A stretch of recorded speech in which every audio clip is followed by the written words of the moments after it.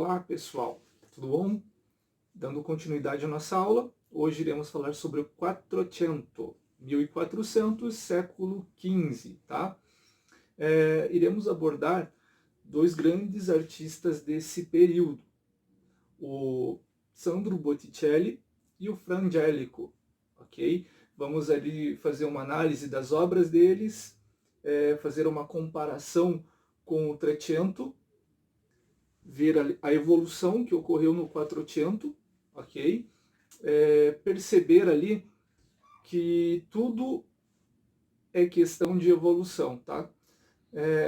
O Renascimento ele é dividido nessas três partes, né? O Trecento, o Quattrocento, o Cinquecento, para que a gente consiga perceber melhor mesmo toda a evolução da arte, né? Então nós temos ali o Trecento, que é o início, a elaboração, a criação, né? Tá tudo se encaminhando como se fosse um bebezinho, aprendendo a caminhar, aprendendo, descobrindo tudo.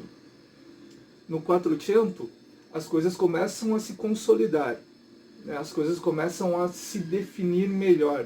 E no Cinquecento, né, é o auge. Só vale lembrar que quem está ali no Cinquecento, né, nós temos quem? Leonardo da Vinci, Michelangelo, temos também Rafael, né? As tartarugas ninjas, não são as tartarugas ninjas, são os maiores ícones do Renascimento, tá? Os caras que são o top do top da arte renascentista.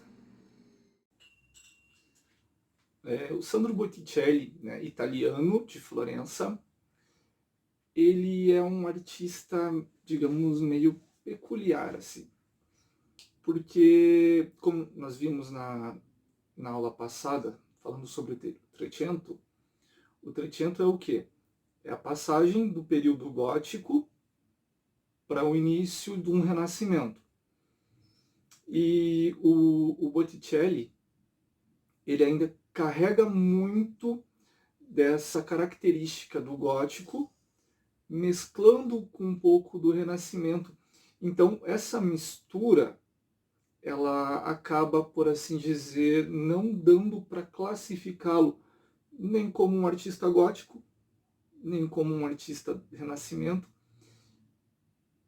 Ele tem um lugarzinho extra ali, entre o gótico e o renascimento, ele está no meio. Então, ele tem muito das duas características. Ali da arte gótica, a gente consegue perceber muito ainda nas obras do Botticelli, linearidade, né? As obras são cheias de linhas. Nós percebemos ausência de claro e escuro, ausência de volume. Nós vemos ricos detalhes, né? Ele gosta de peças bem detalhadas, mas isso tem uma explicação, por que ele gostava de tudo muito bem detalhado. Na adolescência ele trabalhou na casa de um ourives, né? E tem toda aquela coisa de ter cuidado com peças, com detalhes, os mínimos detalhes, né? Então isso ele trouxe dessa passagem que ele teve por trabalhar na casa de um ourives. Já o seu lado renascentista, ele traz muito ali do grego clássico, né? Da forma, da composição, da forma do objeto, de pensar como produzir a sua obra, do racional. A inspiração dele, né, vem de temas clássicos, temas gregos, temas mitológicos, aquela coisa pagã, né? E tudo isso adicionado ao que ele já sabia, né, sobre, por exemplo, o período gótico e o Renascimento, faz a composição do que é Sandro Botticelli. Para melhorar essa exemplificação, para que vocês consigam entender um pouco mais, vamos analisar uma obra do Botticelli, uma bem famosa, que muito provavelmente vocês já viram em minhas aulas, porque eu gosto muito dela, já trabalhamos, já fizemos até releitura dela, tenho certeza que vocês irão lembrar, é a Vênus de Botticelli, O Nascimento de Vênus. Então, O Nascimento de Vênus, ele foi pintado em 1484, portanto, Quattrocento. Ele mede aproximadamente 1,72 por 2,76 metros, tá? 1,72 de altura por 2,76 de comprimento. E foi pintado em têmpera, tá? Mais para frente eu explico para vocês o que é uma têmpera. O Nascimento de Vênus, ele é a primeira pintura renascentista com tema totalmente mitológico. Então, dá aí para se dizer que é a primeira obra com aspecto mais da Grécia Antiga, né, do clássico que nós vamos encontrar aí no Renascimento. A primeira, a que abre as portas para tantas outras. E o que nós temos aí de características renascentistas nessa obra?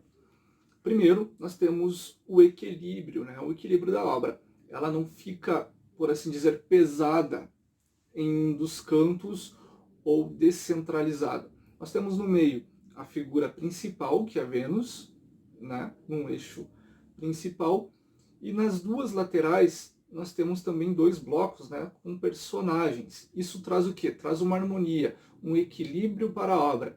Se, por exemplo, existisse mais elementos ou apenas um desses personagens em uma das laterais dessa obra, junto com a Vênus e um personagem, essa obra iria ficar pendendo para um dos lados, né? Ela ia chamar mais atenção, ia ter mais tensão de um dos lados. Característica do Renascimento, equilíbrio, tá? Anota aí. Característica do Renascimento, equilíbrio. Do lado direito de Vênus, nós temos dois personagens. Nós temos Zéfiro, que é considerado o vento oeste, e em seus braços nós temos a Flora, que ela tinha completo poder sobre as flores. Zéfiro e Flora sopram rosas na Vênus, né? A rosa, como todos sabem, é o símbolo do amor, e ao mesmo tempo que Flora faz essas flores, essas rosas nascerem, e vai brotando, né, vai jogando em cima da Vênus, vai simbolizando o quê? O nascimento do amor.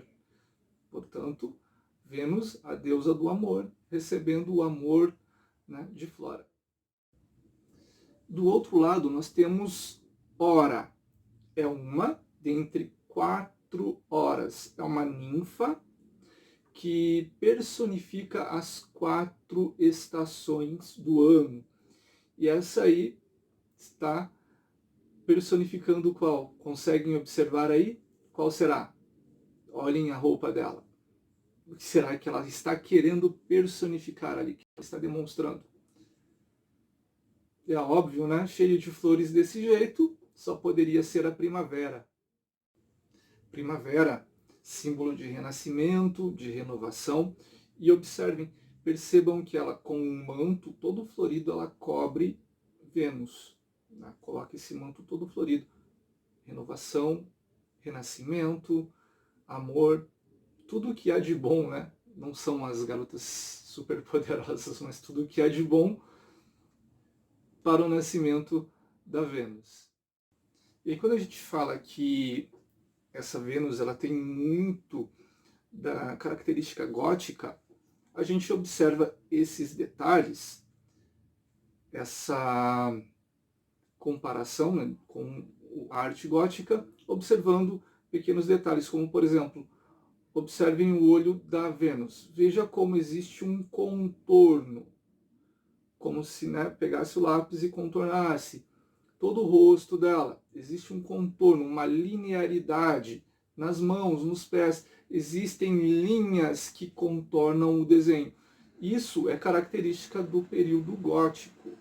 Tá? O Renascimento, principalmente no auge do Renascimento, vocês vão perceber que essas linhas elas vão sumindo. Eles vão trabalhar o quê? Eles vão modelar o personagem, vão dar a ideia desse personagem, da massa desse personagem através de luz e sombra. Como eu disse, o Quattrocento ainda, né, com o Botticelli, nós não temos essa luz e sombra, esse trabalho de volumes. Nós temos linearidade. Mas a maneira que ele coloca todos os elementos da obra dispostos, meio que contando uma história, essa forma racional de pensar no objeto, de contar uma história, ela já nos remete ao Renascimento. Por isso que eu disse a vocês, é muito difícil de classificá-lo, porque ele tem tanto um pezinho na arte gótica quanto um pezinho na arte renascentista, e essa junção dos dois torna Botticelli, que é uma obra fantástica. Obras fantásticas de Botticelli, vocês irão perceber muito disso, né? Vão ver que tem até dá para notar essa pequena evolução, essa tentativa de trabalhar mais luz e sombra para dar o formato, para dar o volume para as roupas, para as pessoas. Então a gente consegue notar isso, essa pequena evolução. É claro que conforme o tempo vai passando, ele vai pendendo mais para o Renascimento, porque é o que está no auge, né? É onde ele está tendo maiores influências de outros artistas. Mas ainda assim ele tem aquela pequena pegadinha lá, né?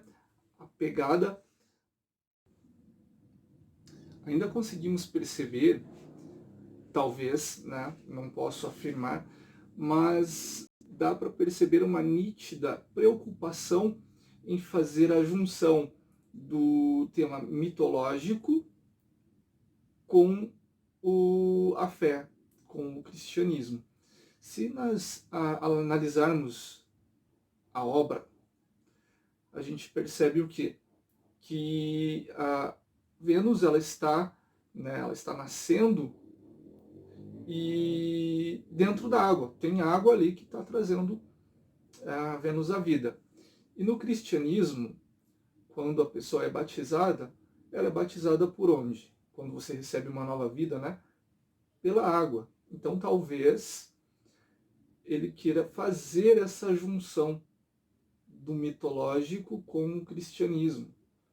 Fazendo essa junção porque Botticelli era um homem muito religioso, muito religioso. E talvez essa tentativa de mostrar de uma forma talvez um pouco diferente, tentar fazer essa junção do cristianismo com temas mitológicos. Pessoal, em nossa próxima aula, iremos abordar ali o Fra Angelico, tá? Ainda do período Quattrocento, outro grande artista, né, que ajudou na evolução, na construção do Renascimento. Eu tenho que falar assim aos poucos de cada um, porque senão os vídeos ficarão muito extensos e aí vai acabar que vocês vão nem prestar atenção em tanta coisa que eu tenho para falar. E Renascimento é muita coisa. Para você ter uma ideia, nós vamos citar apenas 2 do Quattrocento para poder entender um pouquinho. E o Cinquecento, se no Quattrocento já tem muito, no Cinquecento tem muito mais, e são super artistas que mudaram o mundo da arte totalmente, tá? Exercícios para casa. Nós temos ali na página 18, temos um verdadeiro ou falso, tá? Página 18, hora de estudo, verdadeiro ou falso. Nós temos a alternativa correta, é uma só. Então, procura a alternativa correta, assinale. E nós temos uma questão para que vocês respondam. Lembrando, o vídeo será postado no fórum. Então, você vai assistir esse vídeo no fórum e vai me mandar as questões no Produção Acadêmica, certo? Junto com esse tópico que eu vou abrir em Produção Acadêmica, vou disponibilizar um texto também sobre o Quattrocento, texto complementar. Aqui eu estou falando mais sobre o artista, sobre as obras, lá você tem um pouquinho da história, tá? É legal você estar por dentro também da história do Quattrocento, ok? Então, não esquece, vídeo no fórum, atividades em produção acadêmica. Vejo vocês em breve, né? Um grande abraço e até a próxima.